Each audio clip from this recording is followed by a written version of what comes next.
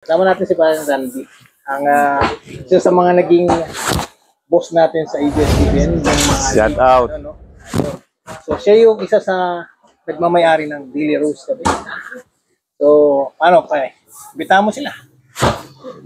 Boss, madam, pwede kayong dumalaw dito sa munti naming shop. So far, ginagawa pa yung kape natin. So, abangan nyo. At sabihin ko sa inyo, uuraduhan natin to kung ano yung lasa nito. Kasi paborito natin yung order ko. Cappuccino. Alam nyo naman sa mga vlog ko. Cappuccino talaga yung order ko. So, dito. Alam natin yung lasa niya. Hindi tayo magsisinungaling. Bawal magsinungaling. So, inshallah. Nakasama sari. Tulad ng sinabi ni brother, welcome po kayong pumunta rito. At tulad din ng sabi ko, pwede kayo mag-shooting dyan. Labanan yung one-on-one.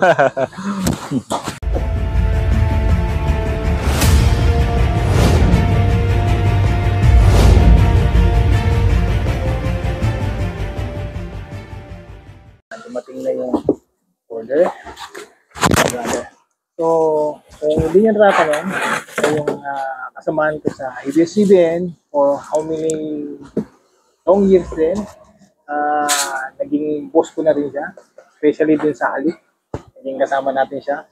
Silang magkapatid, si brother Open, sila yung naging reason bakit nakabalik ako sa ABS-CBN.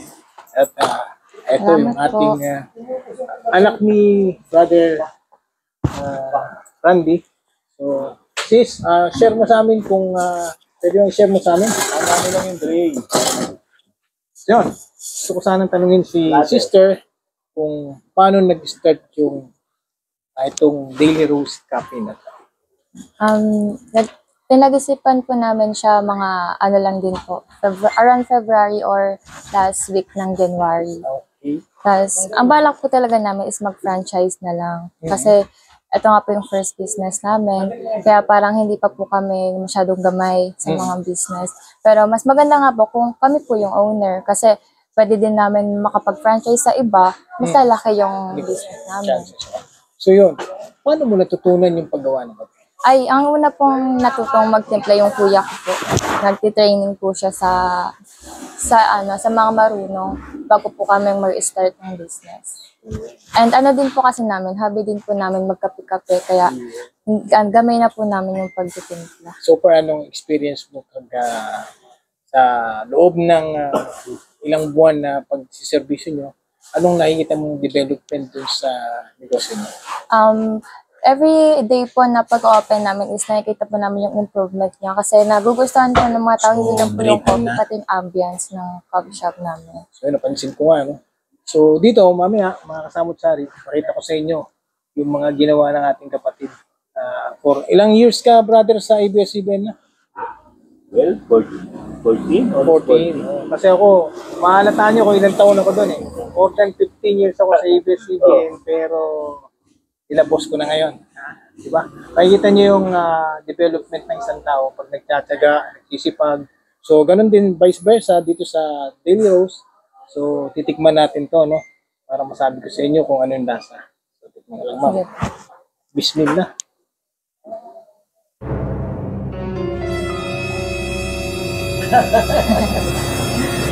Si Amar.